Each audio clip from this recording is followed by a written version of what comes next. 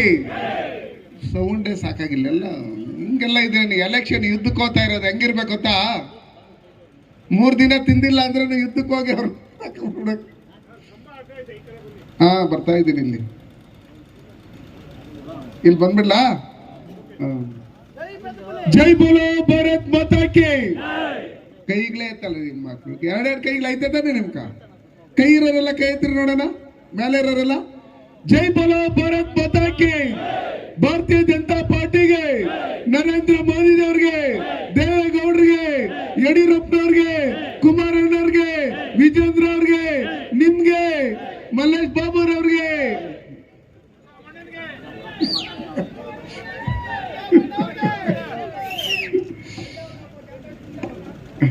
ಬಂಧುಗಳೇ, ಸ್ವಲ್ಪ ಬಿಸಿಲು ಚಳಿ ಏನಿಲ್ಲ. 26ನೇ ತಾರೀಕು ಸಂಜೆ 6 ಗಂಟೆವರೆಗೂ ಸ್ವಲ್ಪನೂ ಯಾಮಾರ್ದೆ ನಾವೇನು ಗೆದ್ಬಿಟ್ಟಿದ್ದೀರಿ, ಎಲ್ಲ ಎಲೆಕ್ಷನ್ಗಳಲ್ಲೂ MP ಎಲೆಕ್ಷನ್ ಅಲ್ಲಿ ಮುಳುಬಾಗ್ಲಲ್ಲಿ ಒಳ್ಳೆ ಓಟ್ ಬರ್ತೈತೆ, ಈ ಸಲಿನ ಹಾಕ್ಬಿಡ್ತಾರೆ ಅನ್ನೋ ಲೆಕ್ಕಾಚಾರದಲ್ಲಿ ಯಾಮಾರ್ಕೊಡುದು ನೀವು. ಯಾಕಂದ್ರೆ 60 ವರ್ಷ ಯಾಮಾರ್ಸ್ಕೊಂಡ್ ಬಂದೈತೆ ಕಾಂಗ್ರೆಸ್. ಈ ಬಾರಿ ಸನ್ಮಾನ್ಯ ನರೇಂದ್ರ ಮೋದಿಜಿಯವರು ಈ ದೇಶದಲ್ಲಿ 3ನೇ ಬಾರಿ ಪ್ರಧಾನಮಂತ್ರಿ ಆಗ್ಬೇಕು. ಅವ್ರು ಪ್ರಧಾನಮಂತ್ರಿ ಆಗ್ಬೇಕಂದ್ರೆ ಕೋಲಾರ ಲೋಕಸಭಾ ಕ್ಷೇತ್ರದಲ್ಲಿ NDA ಮೈತ್ರಿಕೂಟದ ಅಭ್ಯರ್ಥಿ ಆದಂತ ಮಲ್ಲೇಶ್ ಬಾಬು ಅವರು ಗೆಲ್ಬೇಕ ಬೇಡ? ಜೋರಾಗಿ ಗೆಲ್ಬೇಕ ಬೇಡ? ಗೆಲ್ಬೇಕಂದ್ರೆ ನಮ್ಮ ಬೂತ್ಗಳಲ್ಲಿ ಹಾಕಂತ ಓಟ್ ಏನಿದೆ 100ಕ್ಕೆ 70%, 80%, 90% ಒಂದ್ ಸೈಡ್ ಆಗ್ಬೇಕು. ಆಗ್ಬೇಕ ಬೇಡ? ಆಗ್ಬೇಕು. ಅದಕ್ಕೋಸ್ಕರ ಇವತ್ತು ಕರ್ನಾಟಕದ ಮೂಡಲ್ ಬಾಗಲ್ದು ದೇವಮೂಲೆ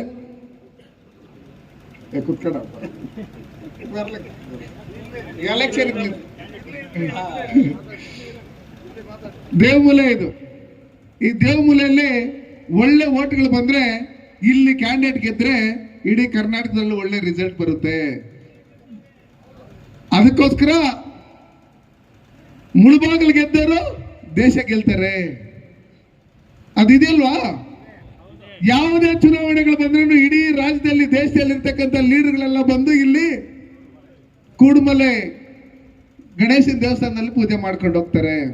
ಅದಕ್ಕೋಸ್ಕರ ನಿಮ್ಗೆಲ್ಲ ನಾನು ಪೂಜೆ ಮಾಡೋದಿಷ್ಟೇ.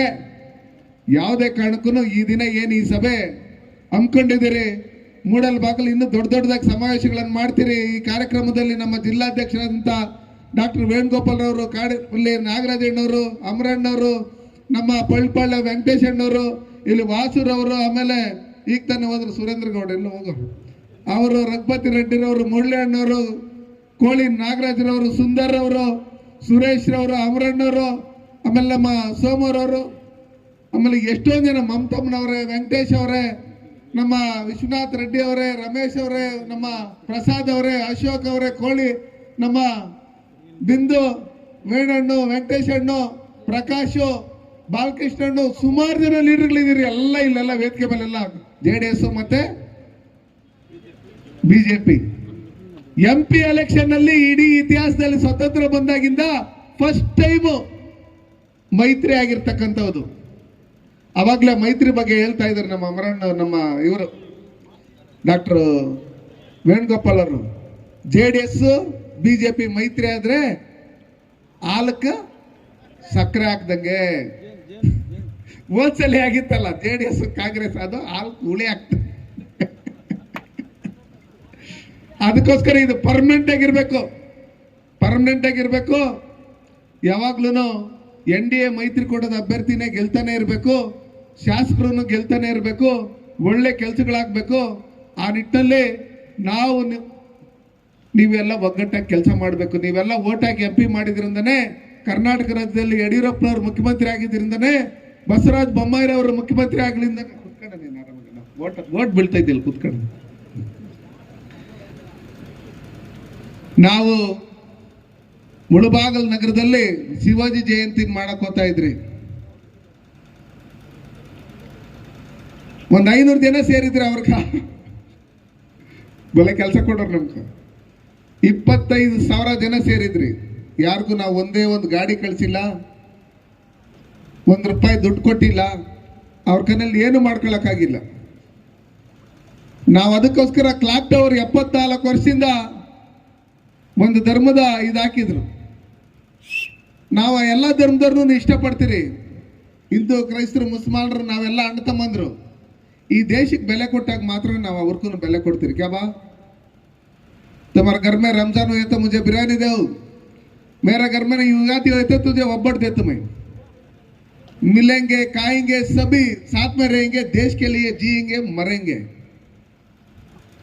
वो छोड़ के देश के खिलाफ कौन बात करता, उनका खिलाफ हम सब लोग रहते, किसको भी केयर भी नहीं करते हम. ಅದಕ್ಕೋಸ್ಕರ ನಾನು ನಿಮಗೆ ಕೈ ಮುಗಿದು ಕೇಳೋದಿಷ್ಟೇ. ಅವಾಗಲೇ ನಮ್ಮ ಡಾಕ್ಟರ್ ವೇಣುಗೋಪಾಲ್ ಅಣ್ಣವರು, ನಮ್ಮ ರಘುಪತಿ ರೆಡ್ಡಿ ಅಣ್ಣವರೆಲ್ಲ ಹೇಳ್ತಾ ಇದ್ರು, ಸಿದ್ದರಾಮಯ್ಯನವ್ರಿಗೂ ಕರೋನಾ ಇಂಜೆಕ್ಷನ್ ಫ್ರೀ ಆಗಿ ನರೇಂದ್ರ ಮೋದಿ ಅವರು ಹಾಕಿಲ್ಲ ಅಂದ್ರೆ ಇವತ್ತು ಯಾವಾಗ ಸತ್ತೋಗಿರೋರು.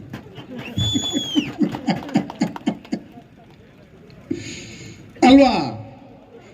ನಾನು ಹುಲಿ, ನಾನು ಕೋಳಿ, ನಾನು ಕುರಿ ಅಂತ ಹೇಳಿದವರೆಲ್ಲ ಓಡ್ ಬಂದ ಅಲ್ಲಿ ವಿಕ್ಟೋರಿಯಾ ಹಾಸ್ಪಿಟಲ್ ಫ್ರೀಯಾಗಿ ಜಲ್ದಿ ಹಾಕಪ್ಪ ಅಂತ ಹಾಕ್ಸ್ಕೊಟ್ರು. ಆಗಿರ್ತಕ್ಕಂಥ ಸಂದರ್ಭದಲ್ಲಿ ರಾಹುಲ್ ಗಾಂಧಿಗೂ ಸನ್ಮಾನ್ಯ ನರೇಂದ್ರ ಮೋದಿ ಅವರ ಫ್ರೀಯಾಗಿ ಇಂಜೆಕ್ಷನ್ ಹಾಕಿರೋದು, DK ಶಿವಕುಮಾರ್ಗೂ ಫ್ರೀಯಾಗಿ ಇಂಜೆಕ್ಷನ್ ಹಾಕಿರೋದು, ಇಲ್ಲಿರ್ತಕ್ಕಂಥ ಕಾಂಗ್ರೆಸ್ MLAಗಳಿಗೆ ಅವರಿಗೆ ಇವರಿಗೆ ಎಲ್ಲರಿಗೂ ಫ್ರೀಯಾಗಿ ಇಂಜೆಕ್ಷನ್ ಯಾರು ಹಾಕಿರೋದು? ನರೇಂದ್ರ ಮೋದಿಜಿ ಅವರು.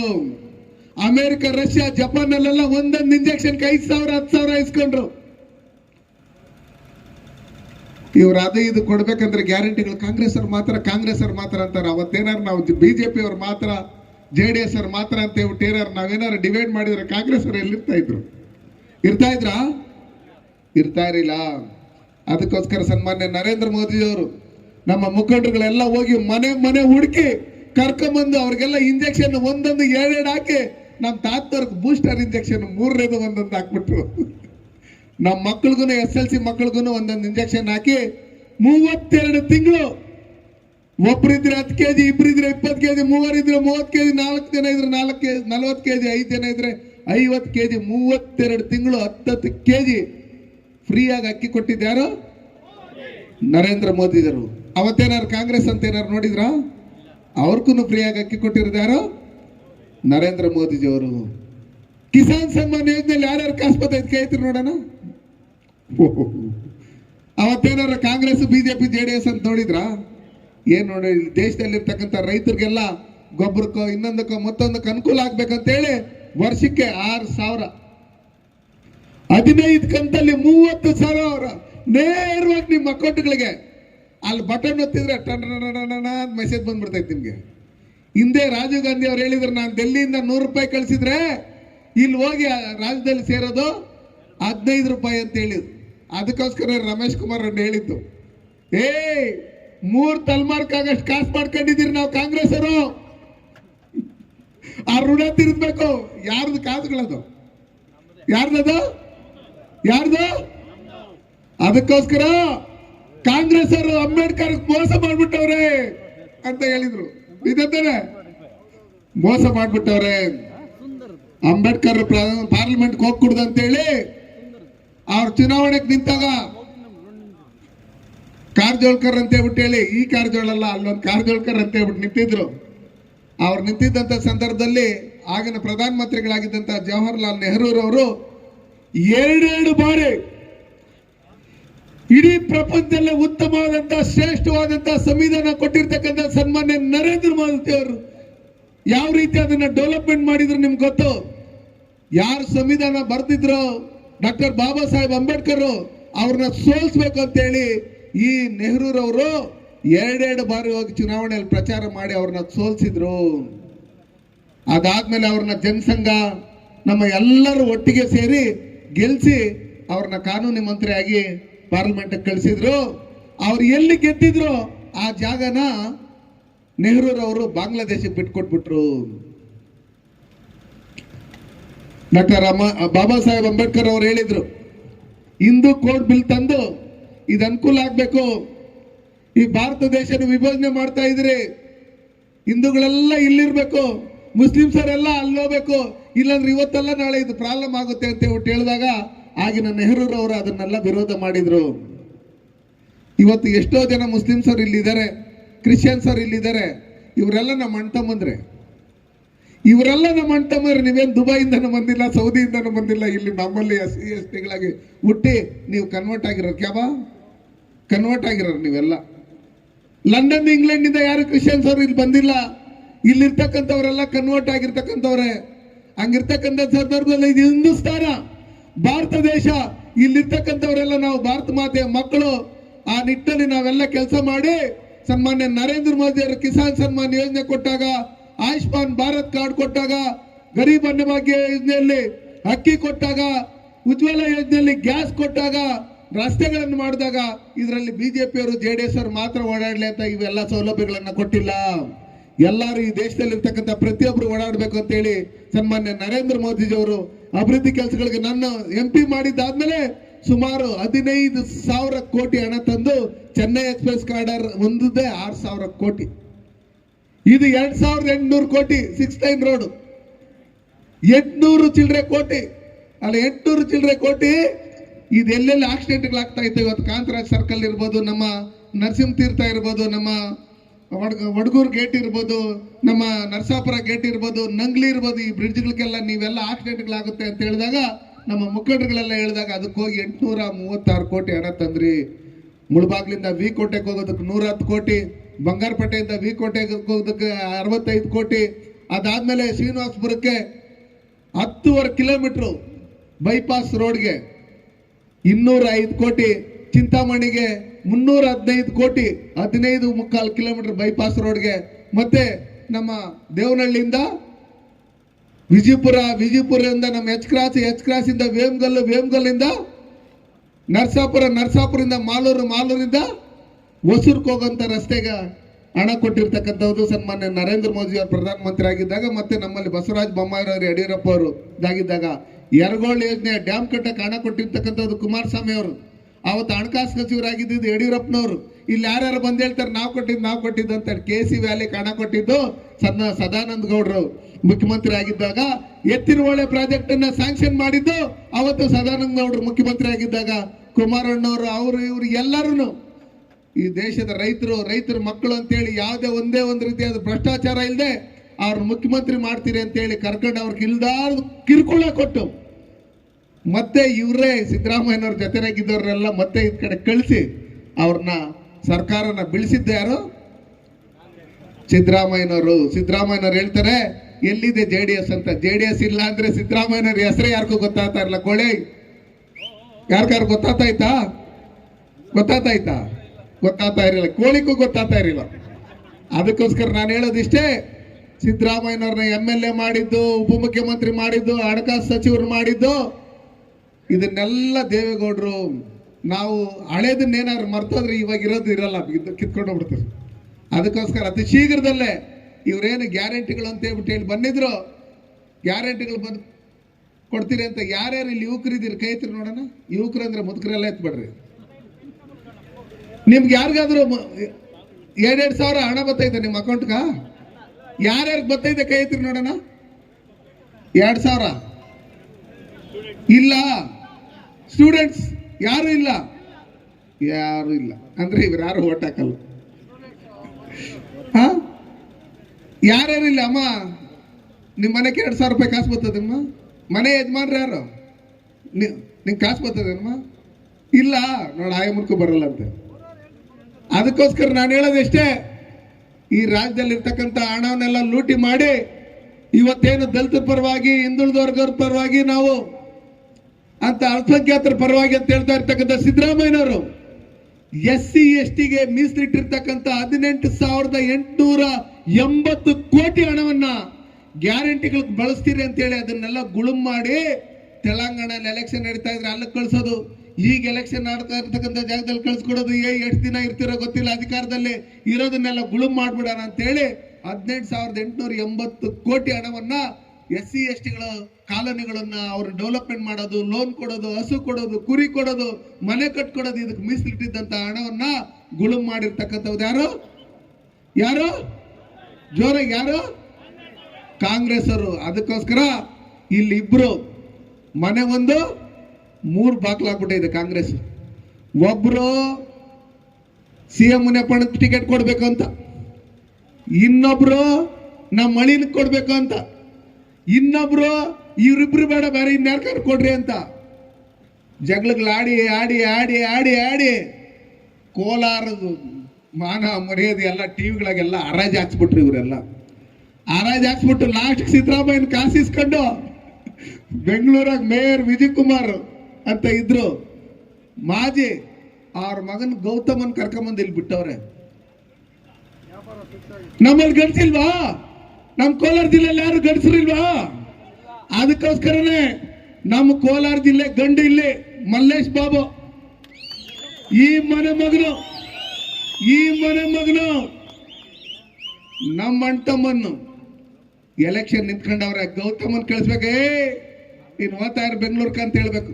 ನಮ್ಮ ಮನೆ ಮಗನವನೇ, ನಾವು ಓಟ್ ಹಾಕ್ತೀರಿ, ಗೆಲ್ಸ್ಕೊಂತೀರಿ, ಕಷ್ಟ ಸುಖದಲ್ಲೂ ನಮ್ಮ ಜೊತೆನಾಗಿರ್ತೀರಿ, ನಮ್ಮ ಜೊತೆಲಿ ಅವ್ರು ಇರ್ತಾರೆ. ಸೋತರು ನಮ್ ಸೇವೆ ಮಾಡ್ಕೊಂಡಿದ್ದಾರೆ. ಅವ್ರ ತಂದೆದೂ ಒಳ್ಳೆ ಕೊಡುಗೆ ಇದೆ. ನಮ್ಮ KMF ಇರ್ಬೋದು, ನಮ್ಮ ಮೈಸೂರು ಲ್ಯಾಂಬ್ಸ್ಗೆ ಇರ್ಬೋದು. ಅದೇ ರೀತಿಯಲ್ಲಿ ಅವ್ರ ತಾಯಿನೂ ಜಿಲ್ಲಾ ಪಂಚಾಯತಿ ಅಧ್ಯಕ್ಷರಾಗಿ ಒಳ್ಳೆ ಸೇವೆ ಮಾಡಿದ್ದಾರೆ. ನಮ್ಮಲ್ಲಿ ಎಷ್ಟೋ ಜನಕ್ಕೆ ಉದ್ಯೋಗ ಕೊಟ್ಟವ್ರೆ. ಅದಕ್ಕೋಸ್ಕರ ಇವ್ರಿಗೆ ಲಕ್ಷಾಂತರ ಓಟ್ಗಳು ಹಾಕ್ಸಿ ನಾವು ಗೆಲ್ಲಿಸ್ತೀರಿ ಅನ್ನೋ ಲೆಕ್ಕಾಚಾರದಲ್ಲಿ ಇದು ಮಾಡಿ ನೀವೆಲ್ಲ ಪಣ ತೊಟ್ಟು ಮಲ್ಲೇಶ್ ಬಾಬು ಅಲ್ಲ ಕ್ಯಾಂಡಿಡೇಟು. ಯಾರು ಕ್ಯಾಂಡಿಡೇಟು? ಯಾರು? ಜೋರಾಗಿ ಯಾರು? ಸರಿಯಾಗಿ ಹೇಳಿಲ್ಲ ನೀವು ಯಾರನ್ನು. ಯಾರು ಕ್ಯಾಂಡಿಡೇಟು? ನಮ್ ಸಿಂಬಲ್ ಏನು? ಏನು? ತೆನೆ ಹೊತ್ತ ರೈತ ಮಹಿಳೆ. ಅಲ್ಲಿ ಹೋಗ್ಬಿಟ್ಟು ಹೂವೆಲ್ಲ ಐತೆ ಅಂತ ಹುಡ್ಕಾಕ ಬಿಡ್ರಿ. ಅರ್ಥ ಆಯ್ತ್ರ? ತೆನೆ ಹೊತ್ತ ರೈತ ಮಹಿಳೆಗೆ ಏನು ಓಟ್ ಹಾಕಿ, ಯಾರ್ಯಾರು ಬೇಗ ಬೇಗ ಎಲ್ಲ ಹಳ್ಳಿಗಳಲ್ಲಿ ಇರ್ತಕ್ಕಂಥವ್ರೆಲ್ಲ ಓಟ್ ಹಾಕಿ ಮುಳುಬಾಗಿಲು ಕೊಡ್ ಬರ್ಬೇಕು. ಮುಳುಬಾಗಿಲಲ್ಲಿ ಯಾರ್ಯಾರು ನಮ್ಮಲ್ಲಿ ಎಲ್ಲರೂ ಅಲ್ಪಸಂಖ್ಯಾತರೆಲ್ಲ ನಮ್ಗೆ ಓಟ್ ಹಾಕ್ಬಿಡ್ತಾರೆ ಅಂತ ಹೇಳಿ ಸಿದ್ದರಾಮುಲ್ಲಾ ಖಾನ್ ತಿಳ್ಕೊಬಿಟ್ಟವ್ರೆ. ಅಲ್ಲಿ ಬಂದು ನಮ್ಮ ಬೂತ್ಗಳು ಕಾಯ್ಬೇಕು. ಯಾರು ನಮ್ಮ ಅಕ್ಕ ತಂಗಿಯರು ಬಂದು ಓಟ್ ಹಾಕ್ತಾರೆ ಅವ್ರು ಓಟ್ ಹಾಕಕ್ ಬಿಡ್ಬೇಕು. ಬೇರೆ ಕಡೆಯಿಂದ ಬಂದವ್ರನ್ನ ಕಳಿಸ್ಬೇಕು. ಆ ಕೆಲಸ ಮಾಡಿ ನಮ್ಮ ಬೂತ್ಗಳಿಗೆ ನಾವು ವಾಚ್ಮೆನ್ಗಳಾಗಿ ಕೆಲಸ ಮಾಡಿ ಮಲ್ಲೇಶ್ ಬಾಬು ಅವ್ರಿಗೆ ನನಗೇನು 1 ಲಕ್ಷ ಓಟ್ ಹಾಕಿರ ಅದಕ್ಕಿಂತ ಹೆಚ್ಚಿನ ರೀತಿಯಲ್ಲಿ ಓಟ್ ಹಾಕಿ ಕನಿಷ್ಠ ಪಕ್ಷ ಅಂದ್ರೂ ಈ MP ಕಾನ್ಸ್ಟಿಟ್ಯೂನ್ಸಿಯಲ್ಲಿ 4 ಲಕ್ಷ ಮತಗಳ ಅಂತರದಿಂದ ಅವ್ರನ್ನ ಗೆಲ್ಸ್ಕೊಡ್ತೀರಾ? ಇಲ್ಲ ಅಂದ್ರೆ ತಿರ್ಗಾ ಈ ಕಲರ್ ಟವಲ್ ಹಾಕ್ಬೇಕಂದ್ರೆ ಪರ್ಮಿಷನ್ ಕೇಳಬೇಕು. ರಾಮನ್ ಪ್ಲಾಕ್ ಕಟ್ಬೇಕಂದ್ರೆ ಪರ್ಮಿಷನ್ ಕೇಳಬೇಕು. ರಾಮನ್ ಒಂದು ಕಟ್ಔಟ್ ಕಟ್ಬೇಕಂದ್ರೆ ಪರ್ಮಿಷನ್ ಕೇಳಬೇಕು. ರಾಮನ್ ಭಜನೆ ಮಾಡ್ಬೇಕಂದ್ರೂ ಪರ್ಮಿಷನ್ ಕೇಳ್ಬೇಕು. ಅಂತ ಬೇಕಾ ಪರಿಸ್ಥಿತಿ? ನಮ್ಗೆ ಬೇಕಾ? ಬೇಡ ಅಂದ್ರೆ ನೀವೆಲ್ಲ ಹೋಗಿ ಮನೆಯಲ್ಲೂ ಹೇಳ್ರಿ, ನರೇಂದ್ರ ಮೋದಿ ಅವ್ರು ಕೊಡ್ತಾ ಇರ್ತಕ್ಕಂಥ 5 kg ಅಕ್ಕಿನ ಇವತ್ತು ಕೊಡ್ತಾ ಇರೋದು. ಆ 5 kgಯಲ್ಲಿ 2 kg ಹೊಡೆದ್ಬಿಟ್ಟು 1 kg ಸಿದ್ದರಾಮಯ್ಯನಿಗೆ, 1 kg ಮುನಿಯಪ್ಪನಿಗೆ, DK ಶಿವಕುಮಾರ್ ಕೊಡ್ಕೊಂಡು ನಮ್ಗೆ 2 kg ಮಣ್ಣಿರೋ ರಾಗಿ ಕೊಡ್ತಾ ಇರೋದು ಇವತ್ತು ಕಾಂಗ್ರೆಸ್ ಅವರು. ಪಾಪ ನಮ್ಮ ಮಂಜಣ್ಣ ಸೋತ್ರು ನಿಮ್ ಜೊತೆನಾಗೆ ಇದ್ರು, ಕೆಲಸ ಮಾಡ್ಕೊಂಡಿದ್ರು, ಗೆದ್ದ ಮೇಲೂ ನಿಮ್ ಜೊತೆನಾಗೆ ಇದ್ದಾರೆ. ಸಿದ್ದರಾಮಯ್ಯ ಏನಾರು ಫಂಡ್ ಕೊಡ್ತಾರೆ ನಮ್ಮ ಮುಳಬಾಗಲ್ ಡೆವಲಪ್ಮೆಂಟ್ ಮಾಡಕ್ಕೆ ಅಂತ ಹೇಳ್ಬಿಟ್ಟು ಹೇಳಿ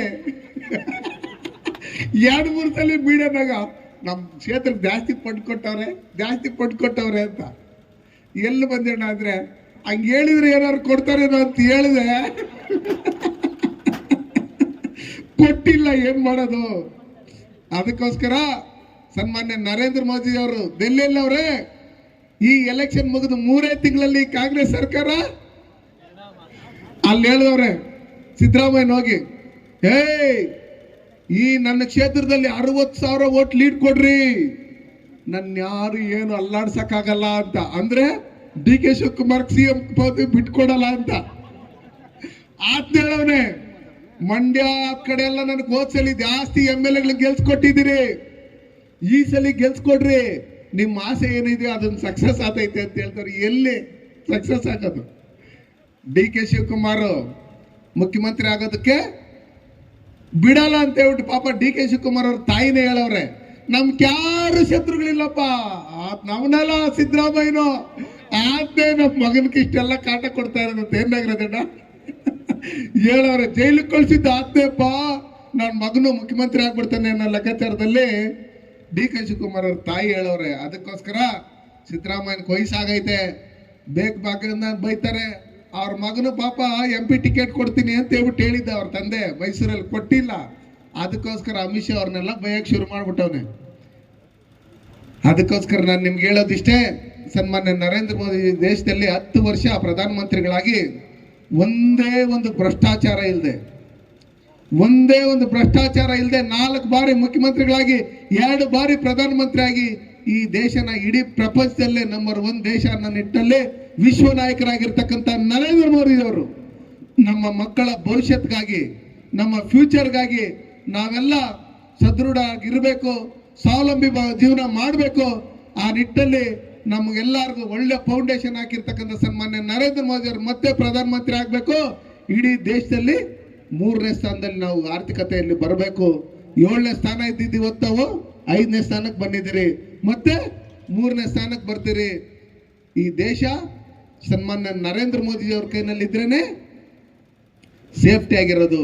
ಅದಕ್ಕೋಸ್ಕರ ಹಿಂದೆಯಿಂದನೂ ನಮ್ಮ ಕೋಲಾರ ಲೋಕಸಭಾ ಕ್ಷೇತ್ರದಲ್ಲಿ ಅಡ್ವಾಣಿಜಿ, ದೇಶ, ಭಾರತ, ವಾಜಪೇಯಿ ಅಂತ ಹೇಳ್ಬಿಟ್ಟು ಹೇಳಿ ಓಟ್ ಹಾಕೊಂಡ್ ಬಂದವ್ರೆ. ನರೇಂದ್ರ ಮೋದಿಜಿ ಅವರು ಅಂತೇಳಿ ಓಟ್ ಹಾಕವ್ರೆ. ಈ ಸಲ ನರೇಂದ್ರ ಮೋದಿಜಿ ಅವರು ಪ್ರಧಾನಮಂತ್ರಿ ಆಗ್ಬೇಕಾದ್ರೆ ಮಲ್ಲೇಶ್ ಬಾಬು ಅವ್ರ ಗುರುತು ಏನದು, JDS ಗುರ್ತೇನು ಏನು, ಅದನ್ನ ಮನೆಗೆ ಹೋಗಿ ಹೇಳ್ಬೇಕು. ಮನೆನಾಗ ಅಮ್ಮನೂ ಅಜ್ಜಿ ಎಲ್ಲ ಹೋಗಿ ಅಲ್ಲಿ ಹುಡ್ಕಾಡಿ ಹೂವಿಲ್ಲ ಅಂತ ವಾಪಸ್ ಬಂದಾರು. ಅದಕ್ಕೋಸ್ಕರ ನೀವೆಲ್ಲ ನಮ್ಮ ಲೀಡರ್ಗಳು ಒಬ್ಬೊಬ್ರು 200, 300, 500 ಓಟ್ ಹಾಕ್ಸಂತ ಕೆಪಾಸಿಟಿಗಳಿದೆ ನಿಮ್ಗೆಲ್ಲ. ನೀವೆಲ್ಲ ಇಲ್ಲೆಲ್ಲ ಓಟ್ ಹಾಕ್ಸಿ ಪಕ್ಕದಲ್ಲಿ KGF ಇರ್ಬೋದು, ಬಂಗಾರಪೇಟೆ ಇರ್ಬೋದು, ಮಾಲೂರು ಇರ್ಬೋದು, ಶ್ರೀನಿವಾಸಪುರ ಇರ್ಬೋದು, ಚಿಂತಾಮಣಿ ಇರ್ಬೋದು, ಈ ಭಾಗದಲ್ಲಿ, ಈ ರಾಜ್ಯದಲ್ಲಿ ಎಲ್ಲೆಲ್ಲಿ ನಿಮ್ಮ ರಿಲೇಷನ್ಗಳು, ಫ್ರೆಂಡ್ಸ್ ಅವರು, ಅವ್ರಿಗೆಲ್ಲ ಫೋನ್ ಮಾಡಿ ಹೇಳಿ ಹಾಸನ, ಮಂಡ್ಯ ಮತ್ತೆ ಕೋಲಾರಲ್ಲಿ JDSಗೆ, ಇನ್ನು ಉಳಿದೆಲ್ಲ 25 ಕಡೆ BJPಗೆ ಓಟ್ ಹಾಕ್ಸೋದ್ರ ಮುಖಾಂತರ ನಾವು 28ಕ್ಕೆ 28 MP ಗೆಲ್ಸಿ ಕರ್ನಾಟಕ ರಾಜ್ಯದಿಂದ ಕಳಿಸಿ ಕೈ ಎತ್ತೋದ್ರ ಮುಖಾಂತರ ನರೇಂದ್ರ ಮೋದಿ ಅವ್ರನ್ನ ಪ್ರಧಾನಮಂತ್ರಿ ಮಾಡಬೇಕು 3ನೇ ಬಾರಿ ಅಂತೇಳಿ ಇವತ್ತು ಮುಳಬಾಗಲ್ ಕರೆದು ನಿಮ್ಮನ್ನೆಲ್ಲ ಕುರಿತು ಮಾತನಾಡಕ್ಕೆ ಅವಕಾಶ ಮಾಡಿ ತಮ್ಮೆಲ್ಲರಿಗೂ ಹೊಂದಿಸಿ ಇವತ್ತೇನು ಮಂಜಣ್ಣವ್ರ ಫಾರ್ಮ್ ಹೌಸ್ ಅಲ್ಲಿ ಮೀಟಿಂಗ್ ಮಾಡಿದಿರಿ. ನೆಕ್ಸ್ಟ್ ಜೂನಿಯರ್ ಕಾಲೇಜ್ ಗ್ರೌಂಡ್ ಅಲ್ಲಿ ದೊಡ್ಡದಾಗ ಒಂದು 20,000 ಜನ ಸೇರಿಸಿ ಅಲ್ಲಿ ಒಂದು ಕಾರ್ಯಕ್ರಮವನ್ನು ಮಾಡ್ತೀರಿ. 5ನೇ ತಾರೀಕು ಅಶೋಕಣ್ಣ ಬರ್ತೀನಿ ಅಂತ ಹೇಳ್ಬಿಟ್ಟು ಹೇಳೋರು ಇಲ್ಲಿ ಮೀಟಿಂಗ್ಗೆ. ಅದಕ್ಕೋಸ್ಕರ ನೀವೆಲ್ಲರೂ ನಮ್ಮ ವಿರೋಧ ಪಕ್ಷ ನಾಯಕರಾದಂಥ ಅಶೋಕಣ್ಣವರು, ವಿಜೇಂದ್ರಣ್ಣವ್ರನ್ನು ಬರ್ಬೇಕಂತ ಹೇಳ್ಬಿಟ್ಟು ನಾವು ಹೇಳಿದಿರಿ. ಅವ್ರು ಇನ್ನೊಂದಿನ ಟೈಮ್ ಕೊಡ್ತಾರೆ. ನಮ್ಮ ಯಡಿಯೂರಪ್ಪನವರು ರೈತ ನಾಯಕರು, ರೈತರ ಪರವಾಗಿ ಬಜೆಟ್ನನ್ನು ಮಂಡಿಸಿದಂಥ ಇಡೀ ದೇಶದಲ್ಲಿ ಮೊದಲನೇ ಮುಖ್ಯಮಂತ್ರಿ ಯಡಿಯೂರಪ್ಪನವರು. ನಾವೆಲ್ಲ ಒಟ್ಟಿಗೆ ಸೇರಿ ಕೆಲಸ ಮಾಡ್ಬೇಕು. 5ನೇ ತಾರೀಕು ನಾವು ಟೈಮಿಂಗ್ಸ್ ಹೇಳ್ತೀರಿ. ನೀವೆಲ್ಲರೂ ಬಂದು ಕಾರ್ಯಕ್ರಮದಲ್ಲಿ 5ನೇ ತಾರೀಕು ನೀವೆಲ್ಲ ಆ ಸ್ಥಳ ಎಲ್ಲ ನಮ್ಮೆಲ್ಲ ಮುಖಂಡಗಳೆಲ್ಲ ಹೇಳ್ತಾರೆ. ಇಲ್ಲಿ ಎಷ್ಟೊಂದು ಜನ ಅವ್ರೆ, ಸೀನಣ್ಣು, ಬಾಲಕೃಷ್ಣಣ್ಣು, ಅವರು ಇವರೆಲ್ಲ ಲೀಡರ್ಗಳೇ ಇಲ್ಲ, ಇವರೆಲ್ಲ ಮಮತಮ್ಮನಿಂದ ಹಿಡಿದು ಒಂದು ಕಡೆಯಿಂದ ಎಲ್ಲರೂ ಹೇಳ್ತಾರೆ ಮಂಜಣ್ಣ ಹೆಸರು. ನೀವೆಲ್ಲರೂ ನನ್ನನ್ನು ಯಾವ ಥರ ಗೆಲ್ಸಿದ್ರು ಅದೇ ಥರ ಮಲ್ಲೇಶಣ್ಣನ್ನು ಗೆಲ್ಸ್ಬೇಕು ಅಂತೇಳಿ ನಿಮ್ಮನ್ನು ಕುರಿತು 4 ಮಾತಾಡಲು ಅವಕಾಶ ಮಾಡಿಕೊಟ್ಟು ತಮ್ಮೆಲ್ಲರೂ ಹೊಂದಿಸಿ ನನ್ನ ಮಾತನ್ನು ಮುಗಿಸ್ತೀನಿ. ಜೈ ಹಿಂದ್, ಜೈ ಭಾರತ್.